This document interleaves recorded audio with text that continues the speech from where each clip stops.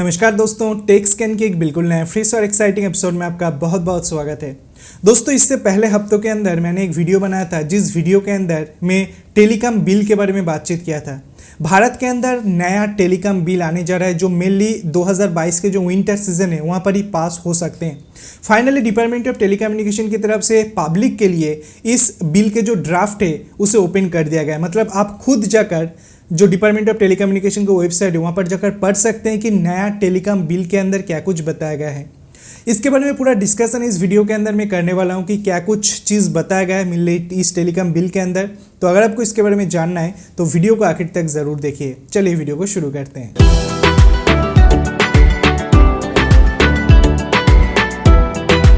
दोस्तों, भारत के अंदर अगर मैं टेलीकॉम बिल की बात करता हूं तो अभी के टाइम के अंदर जो टेलीकॉम बिल चल रहा है वो काफ़ी ज़्यादा आउटडेटेड हो चुका है और इसे रिन्यू करने की काफ़ी ज़्यादा ज़रूरत है। आपको पता है जब ये टेलीकॉम बिल बना था, इससे पहले वाले जो टेलीकॉम बिल जब बना था तब OTT का कोई कॉन्सेप्ट ही नहीं था। मतलब over the top applications for example WhatsApp, Telegram, signal, different type of video streaming platform, इसका कोई जिक्र ही नहीं था क्योंकि तब अवेलेबल ही नहीं था ये चीज़। लेकिन आज के सिनेरियो जो वो बदल रहा है और आने वाले टाइम के अंदर और ज़्यादा चेंजेस यहाँ पर होंगे, तो टेलीकॉम बिल का जो रिफॉर्म है वो आना काफ़ी ज़्यादा ज़रूरी है।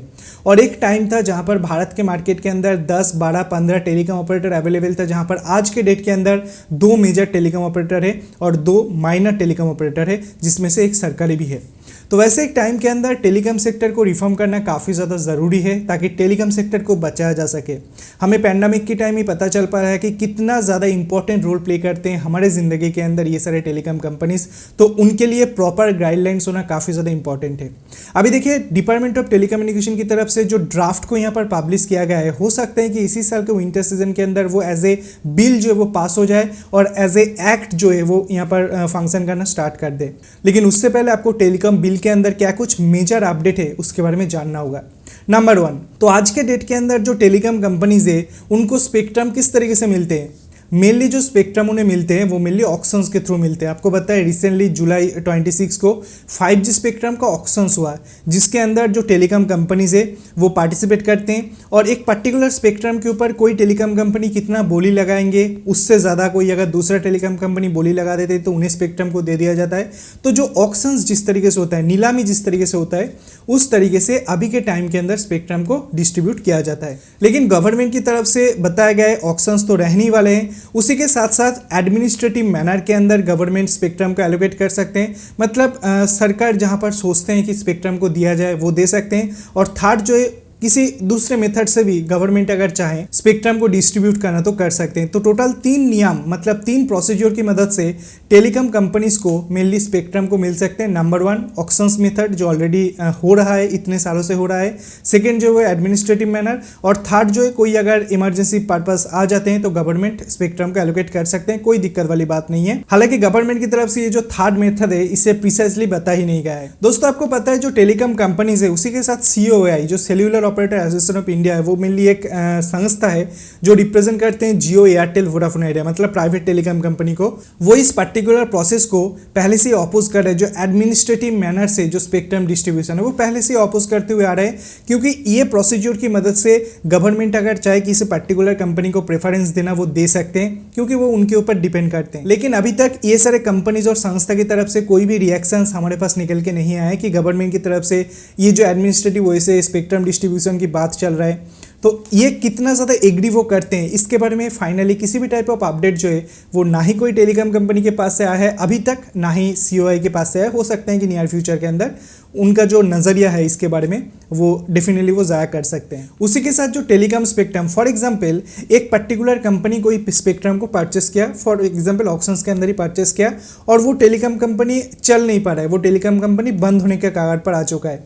तो अगर टेलीकॉम कंपनी चाहे अपने होल्ड किया हुआ स्पेक्ट्रम को किसी दूसरे कंपनी को बेचना तो वो बेच सकते हैं। लेकिन यहाँ पर गवर्नमेंट की तरफ से बताया जा रहा है कि टेलीकॉम स्पेक्ट्रम का जो ट्रेडिंग है, शेयरिंग है, लीजिंग और सिलेंडर जो है वो गवर्नमेंट के परमिशंस के बिना नहीं हो सकते हैं। दोनों कंपनी आपस में जो है वो डिसाइड नहीं कर सकते कि स्पेक्ट्रम ये कंपनी से दूसरे कंपनी के अंदर दे दिया जाएगा, ऐसा बिल्कुल भी पॉसिबल नहीं है। इसके अंदर कुछ पेनल्टी लगेंगे, कुछ फीस देना होगा जो गवर्नमेंट के परमिशंस के बिना पॉसिबल बिल्कुल भी नहीं हो पाएंगे। तो यहाँ पर गवर्नमेंट का जो इंटरफेरेंस है वो काफ़ी ज़्यादा बढ़ जाएंगे अगर मैं स्पेक्ट्रम की बात करता हूँ, क्योंकि गवर्नमेंट का ये कहना है कि जो स्पेक्ट्रम है वो गवर्नमेंट का ही प्रॉपर्टी है। मेनली कुछ साल के लिए टेलीकॉम कंपनीज को लीज पर दिया जा रहा है, तो टेलीकॉम कंपनी अपने हिसाब से उस स्पेक्ट्रम को किसी दूसरे को बेच नहीं सकते, किसी दूसरे के साथ शेयर नहीं कर सकते, किसी दूसरे को लीज पर नहीं दे सकते, वो सिंपली गवर्नमेंट ही कर सकते हैं। तो यहाँ पर जो गवर्नमेंट का इंटरफेरेंस है वो हमें देखने के लिए मिला। दोस्तों ड्राफ्ट के अंदर मेनली ये 2 मेजर चेंजेस किया गया है। अभी देखिए 20 अक्टूबर तक ये मेनली पब्लिक के लिए अवेलेबल रहेंगे।